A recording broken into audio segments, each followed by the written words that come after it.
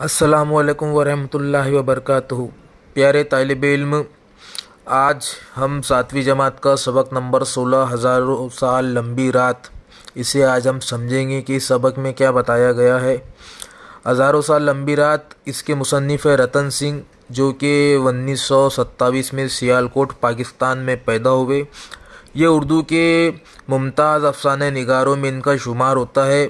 پہلی آواز، پنجرے کا آدمی وغیرہ ان کے افسانوں کے مجموعے ہیں۔ اب ہم سبق شروع کرتے ہیں کہ افسانہ نگار نے اس کہانی میں بھوک کی وجہ سے پیدا ہونے والی انسانی بے چینی کی کیفیت کو بیان کیا ہے۔ چند بھوکے ایک دکان کے برآمدے میں رات کاٹنے کے لیے بیٹھے ہوئے ہیں اور وقت گزاری کے لیے ایک دوسرے کو آدھی ادھوری کہانیاں سنا رہے ہیں۔ یہ کہانیاں بے سر پیر کی اوٹ پٹانگ بکواس پر مشتمل ہے۔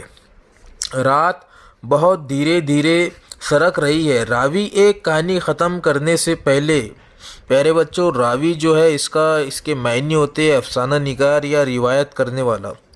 راوی ایک کہانی ختم کرنے سے پہلے کسی نہ کسی رکنے کی وجہ سے ٹھہر جاتا ہے، پھر ایک نئی کہانی شروع کر دیتا ہے۔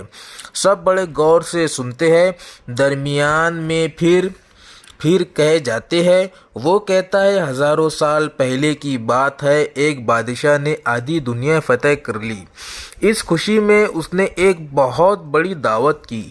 سب سے پہلے بادشاہ اور اس کے رشتہ داروں نے کھانا کھایا، پھر امیروں اور وزیروں نے، فوجیوں اور شہریوں کے کھاتے کھاتے رات ہو گئی۔ سب کے بعد رات کے وقت لاکھوں غریب غربا نے پیٹ بھر کھانا کھایا۔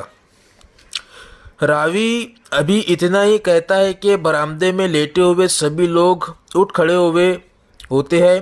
ان میں سے ایک راوی سے کہتا ہے کہ بوڑھے، تجھے جھوٹی باتیں کرتے شرم نہیں آتی؟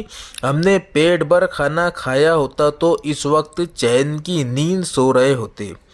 راوی سہم کر کہتا ہے، ارے بھائی، ناراض کیوں ہوتے ہو؟ میں تمہاری طرح بھوکا ہی ہوں۔ اگر مجھے نیند آ رہی ہوتی تو بھلا یہ باتیں کرنے کے لیے میں جاگتا ہوتا، پھر میں بھی سو جاتا۔ پیارے بچوں، یہ جو ہم نے ابھی سنا ہے، یہ سبق کا خلاصہ ہے۔ اس کے بعد ہم سوال جواب انشاءاللہ آپ کو واٹس اپ کر دیں گے۔ اللہ حافظ۔